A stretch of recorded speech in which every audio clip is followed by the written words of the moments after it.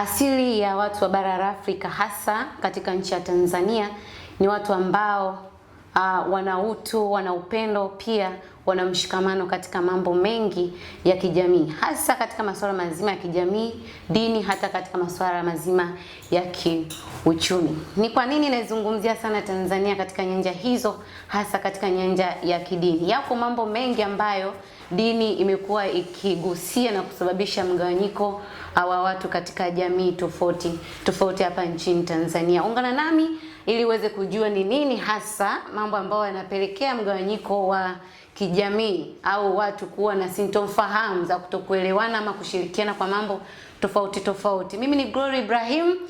Ukipenda unaweza kaniita Simba Jike kutoka Himaya ya Kisukuma. Hapa tutakuwa na Leopard John. Mtazamaji umpe kionjo kidogo. Hiyo sauti ya kulindima, wewe unajiita sauti ya mvua.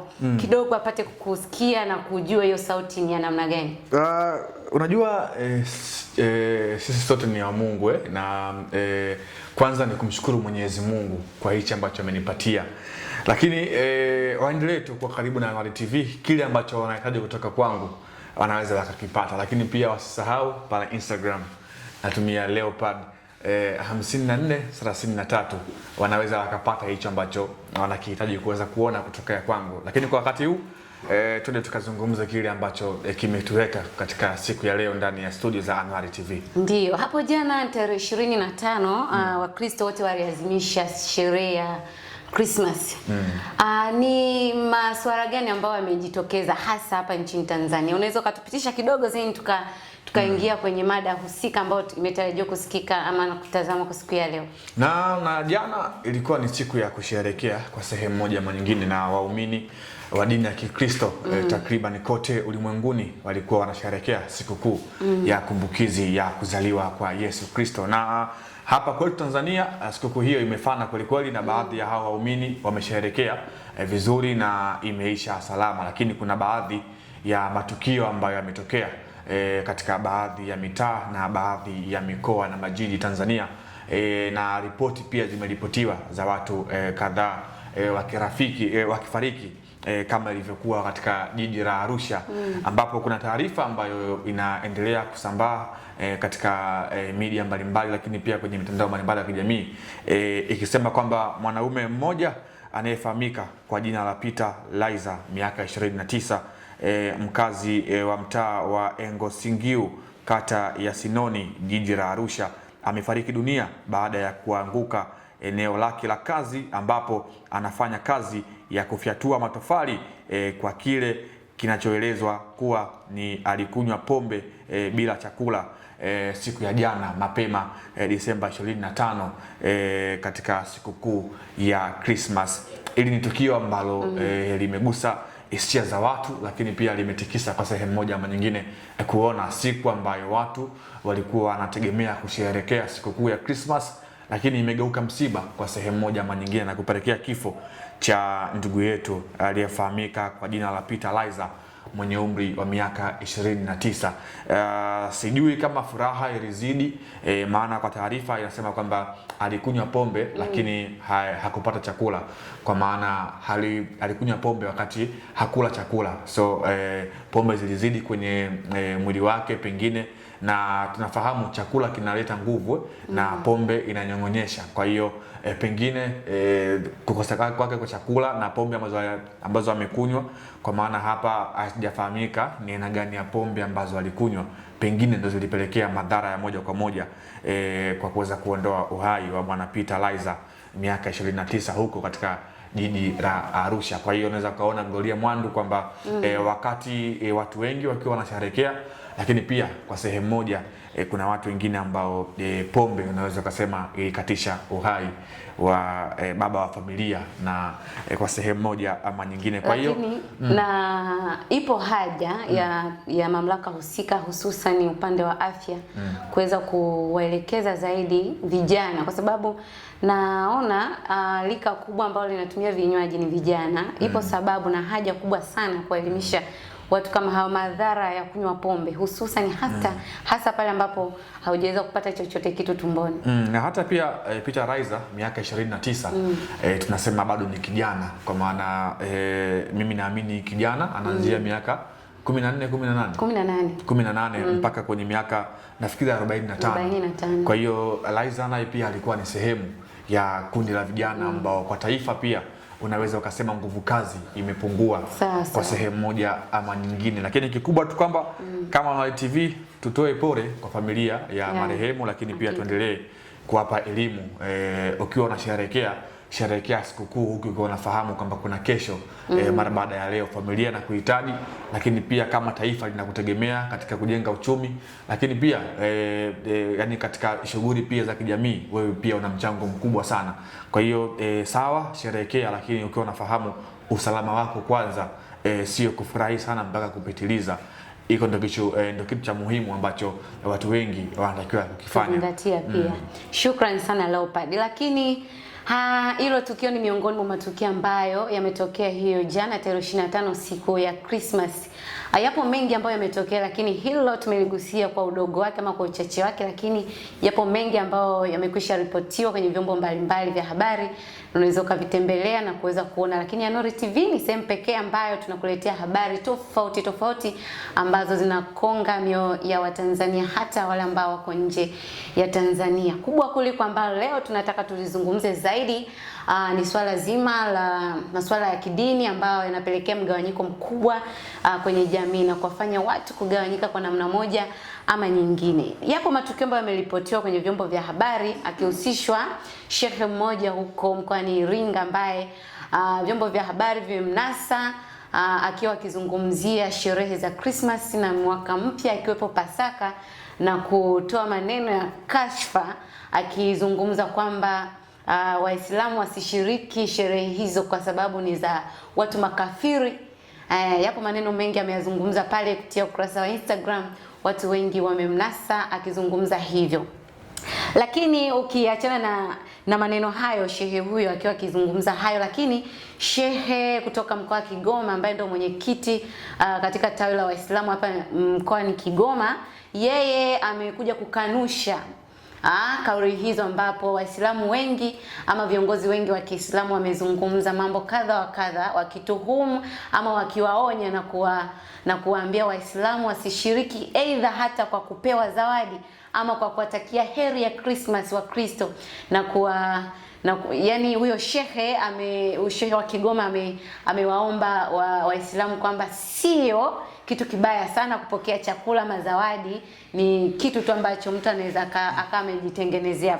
Bwana Leopard, tukija kwenye swala hilo ambalo tayari limeshikilia vichwa kwenye vyombo vya habari kuhusu hao mashehe, tukiachana na hao mashehe, viongozi wa dini hususan Waislamu na Wakristo, ni vitu gani ambavyo wanaweza yani ni madhara gani ambayo wanaweza kasababisha kwenye jamii pale ambapo wanaweza kaweka uchochezi na kuweka ubaguzi hasa kwenye upande wa dini?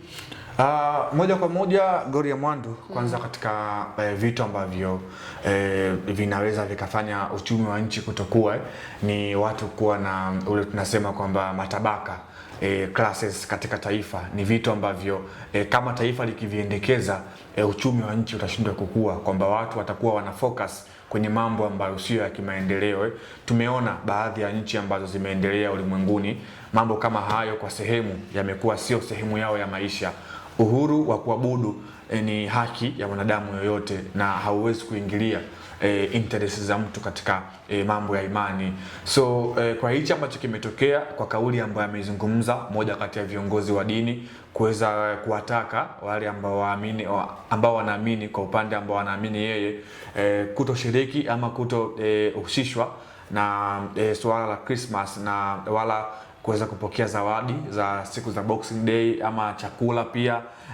Ni swala ambalo kwa kweli sio la kizalendo, na ni swala ambalo kwa sehemu moja ama nyingine linapelekea taifa kuingia katika dhambi ambayo ama hali mbaya ambayo inaweza ikafanya taifa kuweza kurudi nyuma katika eneo la maendeleo zaidi katika nyanja ya uchumi. Kwa hiyo viongozi wa dini hasa kipi ambacho wanahitaji kufanya? Wao kazi yao kubwa ni kuelimisha jamii juu ya masuala ya jamii iweze kumtambua Mwenyezi Mungu, lakini pia iweze kufahamu hasa Mwenyezi Mungu anataka njia zipi ili mradi watu waweze kumfuata.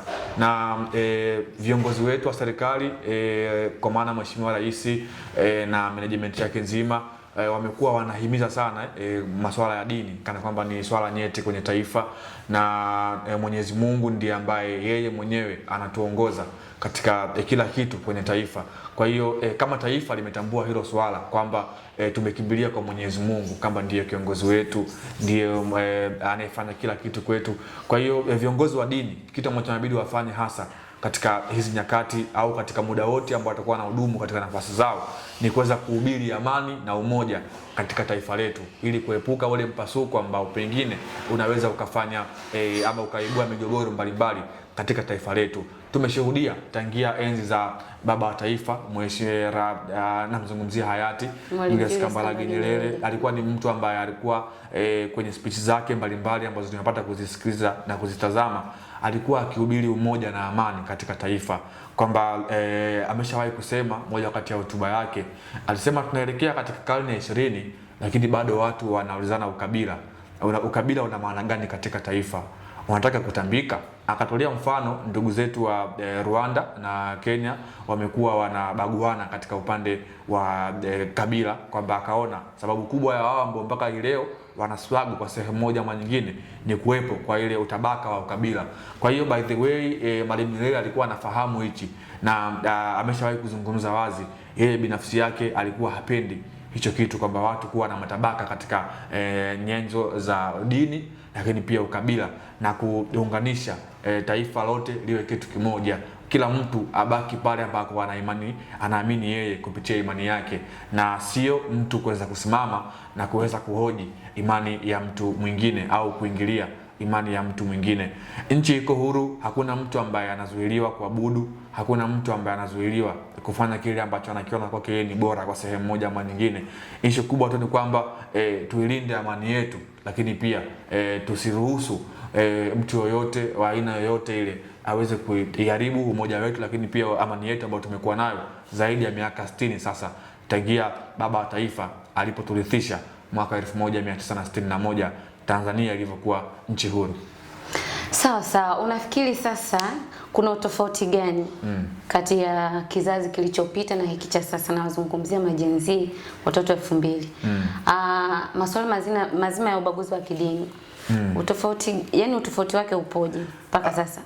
Of course tulipotoka ubaguzi ulikuwa ni tunasema ni clear, ile violence ambayo ilikuwa inaonekana kwamba ubaguzi wa waziwazi, kwamba mtu kabisa anabaguliwa na watu wengine wakiwa wanaona kabisa huyu ameonewa kwenye sehemu moja ama nyingine. Lakini sasa hivi karne ya 21 tumeona kwamba ubaguzi sio kama haupo, ila umekuwa ni wa chini sana na umekuwa wa kuficha sana, kana kwamba mtu anaweza akawa anambagua mtu lakini kwa kuficha sana pasipokuwa wazi, na pengine watu wengine wasijue.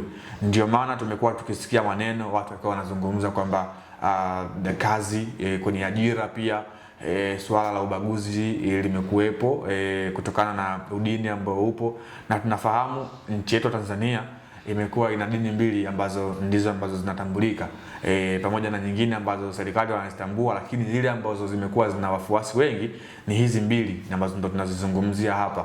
Kwa hiyo unakuja kuangalia kipindi hichi ubaguzi umekuwepo, lakini watu wengi wamekuwa wana elimu kwa kiasi fulani na kutambua kwamba binadamu wote sisi ni sawa na kila mtu ana play part yake kwenye uhuru wake pasipo kuingilia interests za mtu wala kufanya kitu chochote kuhusiana na mtu mwingine. Lakini zamani kila mtu alikuwa hana uelewa, akiwa anaamini kumbagua mtu ndio njia bora ya kuweza kukilinda kile ambacho anakiamini yeye. Lakini kwa wakati huu teknolojia pia imekuwa, watu wengi wamekuwa wanajifunza, elimu pia imekuwa inatolewa sana juu ya ubaguzi, sio tu ubaguzi wa dini, jinsia pia, na hata pia ubaguzi wengine pia wa rangi, ubaguzi pia, yani kitu chochote ambacho kinawatenganisha mtu mmoja na mtu mwingine vimekuwa havionekani waziwazi, though vimekuwa vinafanyika chini kutokana na watu kwa asilimia kubwa kuwa na uelewa juu ya kitu fulani. Kwa hiyo Watanzania tunatakiwa tufike stages tuwe tuna uelewa na tuna thinking nzuri juu ya yale mambo ambayo yanaendelea, hasa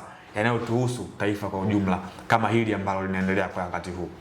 Viongozi wa dini ni kama kioo kwenye jamii, ukiachia serikali na ngazi zake zote.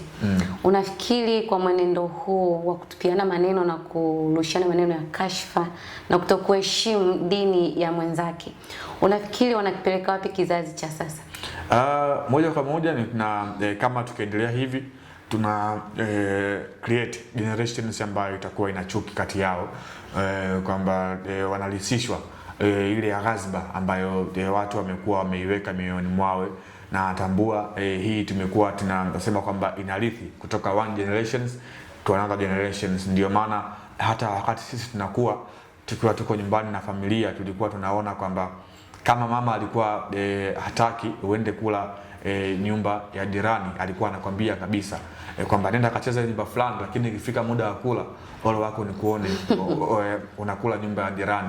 So ile sio kama ilikuwa inaondoa umoja, lakini ilikuwa inamaanisha kwamba kuna wakati ambao ni lazima uheshimu kile ambacho uko nacho kwa wakati fulani. So kama kizazi hichi kimeshindwa kuimaintain ile tunasema umoja na mshikamano na kila mtu kuwa na sovereignty kama taifa, itafika stages wale watoto wetu ambao tumewazaa watakuwa wanagaziba kati yao kwamba huyu na huyu miaka fulani washafanyanaga hivi, ama hiki na hiki kilitokea hivi, na wao pia wanapita kwenye ule upepo. So sio kitu kizuri kwa taifa ambalo linahitaji maendeleo. Sio kitu kizuri kwa taifa kama Tanzania ambalo ni kisiwa cha amani. Sio kitu kizuri kwa taifa ama kwenye nchi ambayo inahitaji kuwa na wananchi ambao wana umoja, ili mradi kujenga uchumi wa taifa ambalo linatengenezwa kwa maana taifa letu la Tanzania. Kama mchambuzi sasa, unafikiri nini kifanyike kwa serikali na kwa viongozi wa dini? Kuna haja serikali kuwaweka chini viongozi wa dini wakubwa ili kuendelea kuimarisha ulinzi na amani kwenye nchi ya Tanzania, kwa sababu moja kati ya amani inaanzia kwenye moyo. Na pale moyo unapojeruhiwa matendo huonekana. Umeona? Tayari tumeona kashfa, kutupiana maneno, si Waislamu tu, hata Wakristo pia tunawashuhudia. Unafikiri sasa nini kifanyike kwa serikali na viongozi wa dini ili kuendelea kuweka amani iendelee kuwepo nchini Tanzania? Kwanza tuweke sawa, na tunafahamu kwamba serikali yetu ya Jamhuri ya Muungano wa Tanzania haina dini, by the way. Imekuwa haifungamani moja kwa moja na upande wowote wa dini. Serikali yenyewe imekuwa ikishika upande wa dola na imekuwa haifungamani na upande wowote, kwa maana haifungamani na upande wa Kristo, wala haifungamani na upande wa Waislamu, na wala pia haifungamani na upande wa dini ya Mabuda. Wao wamekuwa wana play part yao kama serikali katika eneo la kutawala na kuongoza nchi, by the way. Kwa hiyo nimeshuhudia mara kadhaa serikali ya Jamhuri ya Muungano wa Tanzania ikiweka mikutano na viongozi wa dini na kuzungumza nao juu ya mahubiri ambayo wanayatoa katika speech zao katika makanisa, misikiti, kwenye Buda wasiliki kwenye matempo, waweze kutoa zile hotuba ambazo watu zitakuwa zinawajenga kwa sehemu moja ama nyingine, na zinawafunza sio tu kuzungumza negative things ili mradi kuweza kuibua kitu ambacho hakipo, ili mradi uonekane kwamba wewe ndio umefanya kitu bora zaidi. Walikuwa wanahamasisha kwamba wao kama wachungaji, wao kama mashehe, wao kama maustazi, wao kama maustadhati, wao kama mabuda waweze kuhubiri amani, lakini pia kuweza kudumisha umoja wa taifa letu moja kwa moja, ili mradi yasiwe yanatokea kama yale ambayo yametokea kwa wenzetu Rwanda miaka ya 1990 ama ilivyotokea kwa ndugu zetu Kenya the same. So ili mradi tuepuke hayo, ndio maana serikali imetambua hilo na kuweza kuwaita viongozi wa dini ambao ndio wamekuwa wanatoa elimu moja kwa sehemu nyingine, ili mradi jamii iweze kuwa salama na kuweza kuboresha kizazi hiki, lakini pia kile kizazi ambacho kinakuja, kwa maana wale wajukuu wetu hata pia vilembwe na vilembwekeza. Sawa sawa, nikushukuru sana ambapo umeweza kumwelekeza ama kumfungua yule mtazamaji wa Nero TV anayetufuatilia muda huu. Pengine alikuwa na mawazo kwa namna moja ama nyingine, aliweza kufikiwa na ujumbe wa namna ile. Nikushukuru sana kwa kuwa uchambuzi mzuri na unaoeleweka sana. Shukrani sana Gloria Mwando. Shukrani sana. Nipende kukushukuru wewe mtazamaji wa Nero TV uliyeambatana nami mwanzo wa kipindi hiki hatimaye nafikia tamati. Nikushukuru kwa kuendelea kuchagua Nero TV. Tunasema sauti ya taa. Langu jina ni Glory Ibrahim, nilikuwa naye Leopold John, sauti ya mvua.